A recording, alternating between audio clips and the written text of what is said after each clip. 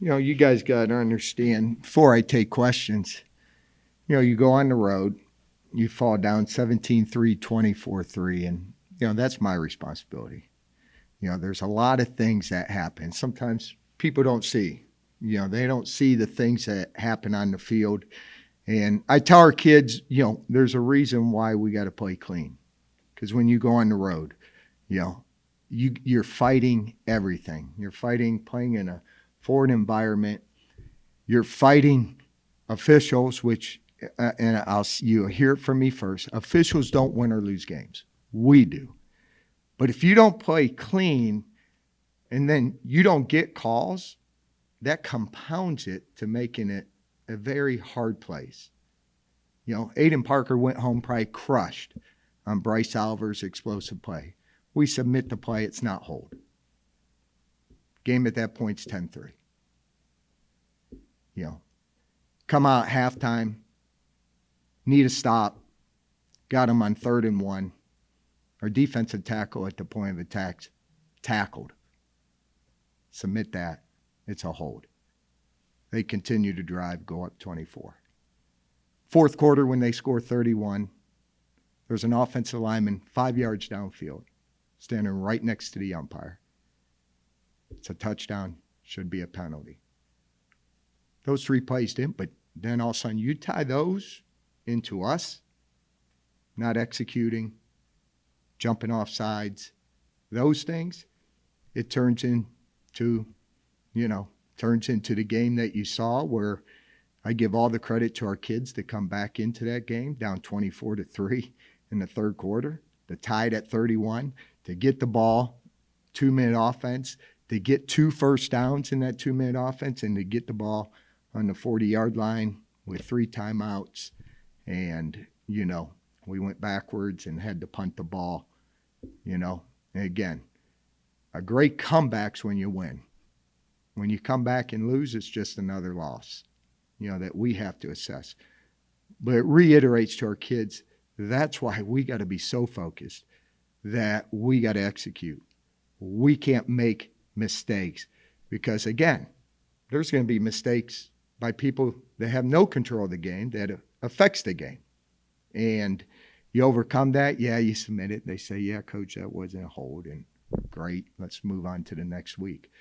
And why do you submit it? Because you want officials, just like kids get film, we want the officials to look at the film and say, hey, guys, it's a lineman 5, he's standing right next to you on a touchdown pass. So we want them to learn too.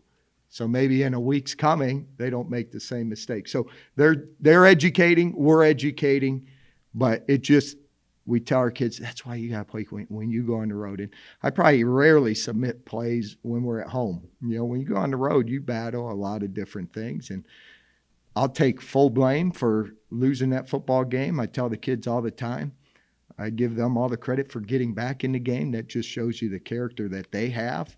When you're at halftime and you're down 17-3, you need to stop in the third quarter, and they score again, and it's 24-3. And then to just claw your way back in, again, that's our locker room. That's the brotherhood. We'll learn from it. I told you, hate these Tuesdays when you come off the road because, we're on Illinois State, but I get it, got to talk about it. But that's where we are getting ready for Illinois State. So. And I'm sure every coach submits plays. Yeah. And again, I don't want to go down an avenue that isn't right, but I mean, to say, okay, let's move on to the next week, for most fans or most people, that doesn't seem like a fair explanation. It is, because it comes down to one thing. There's going to be mistakes in a game, even by the guys, the officials. That's not going to cost the game. We control our destiny.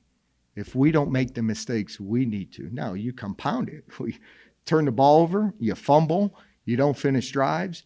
3rd and 1, we jump off sides in the red zone, we kick a field goal instead of finishing and scoring touchdowns. So those are the things we got to focus on. But it just shows you what you have to deal with each and every time you go on the road. And that's why, we got to play.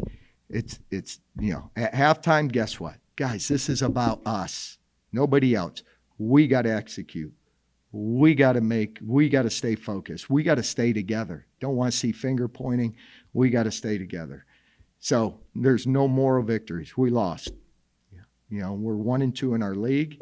Our kids, I believe in them. I think we have great football players, and we got to learn from it, figure it out. And guess what? We're getting ready. Had a great Tuesday practice, and we got to get ready for the next game up, which is a very tough, hard-nosed. I consider Illinois State a blue blood in this league, and we got to get ready to play again. So you got to put that game to rest. But it doesn't help these Tuesdays, but I'll recount. But my mind is set, ready to play. Next up's most important. Do you share these rulings with the guys, or do you just eat this frustration? Because it's got to be getting tiresome when you preach inches and then... It's inches. No, I don't. Our kids don't, I don't go up in a team. We got to focus on what we do. It's hard enough. We use this as education so they see, because they watch film. They got a guy that looks over and they get grades, and they're going to help, and hopefully they don't make those mistakes again, but they got to see when they do. And I'm sure they do. Even if I don't submit, they do a great job. It's run by the Big Ten office. They do a great job educating those guys. But, it just shows you why we have to focus on us and not make those mistakes that appear at critical times. Those are critical errors. 3rd and 1, Coach, they said move. Hey, guys, stay disciplined, stay focused. Ball snapped. I get it. We say move too. But those are the things where all of a sudden now it's 3rd and 6. You get in that 2-minute and you go backwards. When you get to the 40, the hard part's getting field position. We did the hard part. We worked, got 2 first downs. Now we're across the 40. Now we're jumping into what we call warp, which is 2-minute tempo. Cadence changes at that point, and mistakes happen, and we got to clean up those mistakes. What is the mood of the team, Doug? I mean, you said it was a good Tuesday practice. Yeah, we come in Sunday, we put this to bed, and we're going to evaluate it, be honest, look each other in the mirror, hold each other accountable, and go practice on Sunday. That's why we practice on Sunday, so we can put it to bed. And then you can't let anything. And I told you guys last week, a big win to a loss to me is one and the same. You can't, that's why I don't sleep on Saturday nights after a win, and I don't sleep at nights after a loss, because guess what? I'm going to celebrate that win as much as I can, because I know on Sunday we got to get refocused. After a loss, I'll be as miserable as I can all night Saturday, because I know come Sunday, guess what? I got to jump out of bed running and getting ready for the next opponent. And the kids got to see that. They're good. They defensively, unbelievable. I think they're, the number one, scoring defense in the league. And they always have been. They come with physical up front. They replace, they had a player of the year, all league guy, and they replace him. And now they got a guy, Amir Abdullah, unbelievable. He has 10 TFLs, 8.5 sacks. So a lot of chaos. They come at you from different angles. They'll blitz, they 4-man, but they'll bring 4, but you just don't know what 4 they're bringing. They bring them from all over the place. Offensively, it starts with their quarterback. They're going to establish a run game. Their quarterback, efficient offense. I really like Zach. He knows how to run that offense. He can make every throw. And different like from maybe UNI or South Dakota, he can run. He can pull the zone read and get them 20 to 30 yards. He has shown that. He can escape pressure, get out, and be able to run. And he can make every throw. And he manages that offense. They got a great tight end, probably one of the best tight ends we'll see in the league that they picked up this year. And Cam Grandy, big kid, 6'5", 260-pound, typical Missouri Valley, tight end that can block at the point of attack and catch balls downfield. And then they have a great receiving core, led by number 2, Daniel Zopkowitz. I hope I pronounced that right. That 6'3", tall. They throw the ball up. He can make plays. So, both sides of the ball, their linebackers are very athletic. The McCoy boy is, great football player up front. They got the Dinga, number 91. But you better know where number 22 is, and number 3, you start to see these numbers because they're making plays in the backfield. What are your thoughts on where the secondary is right now? It's kind of up and down the last 3 games. You face good quarterbacks and you're facing another one. Yeah. This weekend, like you mentioned. In this league, I say the same thing every week. That South Dakota's probably asking the same thing about their secondary. You and I's probably asking the same. In today's world, if you give a quarterback time to throw, we have great quarterbacks in this league. You give Mitch Davidson time to throw, he's going to complete balls. You give those guys time to throw, they're going to complete balls. You give anybody time to throw, unless they just can't throw the football. But in our league, there's great quarterbacks. So you got to find ways to affect them. If you can't affect a quarterback, it's hard. Defensive guys, they can't hold, they can't use their hands. They're going against good athletes. So are we always looking at ways to get better in our secondary? Yeah, we're looking at making sure that they can play fast, the communication, and sometimes their A-plus players are pretty good too, and they can beat your guys just like we did. We put a redshirt freshman in that had a 65-yard touchdown pass that you guys don't even know who that is, do you? His name's Joey Farthing. Get to know him, but again, we put a redshirt freshman in and his first touchdown pass over the top of their defense. So, it's just something that you got to challenge, and you got to find ways, number 1, to stop the run. Got to stop the run. Number 2, you got to affect the quarterback. They did a great job mixing up 7-man protection. They did a great job getting their quarterback out of the pocket at times on boot. So we got to go back and you put a plan together, and every time, I always tell the coaches when a game starts, we got a great plan, but we got to be problem solvers. And, I was proud after halftime. They came out, had 14 points second half. Our guys made adjustments, but we just can't bury ourselves 24-3 and expect, to come back and try to win the game. And we came back, tied it. But, we made adjustments there in the second half. But, shoot, when they had the ball at 22 seconds, that's where you never want to give the team the ball back. That's why we're running it, trying to let them use the timeouts when it gets to 2nd and 25, 3rd and 25. When we're grinding it on our side of the field, we're trying to take care of the clock so that if you do have to punt, there's no time on the clock. And, we weren't able to do that. Again, we had the ball with 1:30 with all of our timeouts at the 40-yard line. That's where we got to finish the game. And we didn't quite finish the game, and it ends up being, that's a great effort, but it ends up being a loss.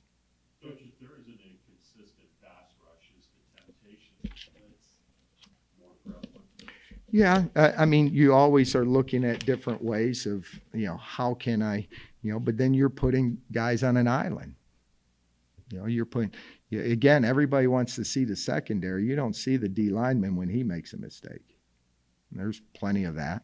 Or a linebacker makes a mistake. You don't. But you see a corner or a safety make a mistake, just 1 second, maybe his eyes just for a quarter of a second goes in the backfield, it's over. And those guys live on an island. They got to thrive in that. Every day they got to practice with that pressure on them. They go against good receivers in practice every day. So, we try to iron sharpens iron every day in practice. And, the offense wins sometimes, defense wins sometimes. But, I still have faith in our kids. I believe in our kids. I've seen them play football. We just got to work on that consistency, where each week. But each new team you play in this league, guys, is a whole different challenge, which makes it fun. I get excited. I'm excited that it's a whole different challenge than what it was against South Dakota, than what it was against Southern Hill. And again, I believe we could be a great team. We're not there yet. I said it's a process. Are we there yet? We're obviously not there yet. Can't win on the road right now, but we got to make sure that we get our guys ready to play their best football as fast as they can, as physical they can, come 2 o'clock on Saturday. And that's the challenge. 120 kids with that mindset, every day, the effort you put in to make sure that those kids are ready to play. Coach, going off what Neil said about the corners, do you feel as a coach it is need a change, or do you feel like they're, good enough to, finish out the year as your starters? Well, where do you want me to go? You want me just to pull someone off the street? We got our kids. I love our kids. It's about technique. It's about studying game film. It's about execution. It's about us putting them in the best situation to be successful. So I trust Troy Jacobak, Jordan Trowers, Marion Robinson. You guys see, you didn't ask that against Southern Hill. Well, guess what? We can affect the quarterback. You don't see it. So it's not just guys. It's called a unit for a reason. There's 11 players that play, and each of them have a job to do to make it easier for each other.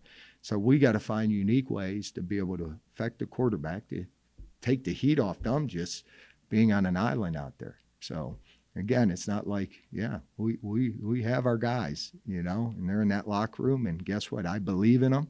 I love them, and we'll get them ready to play football again.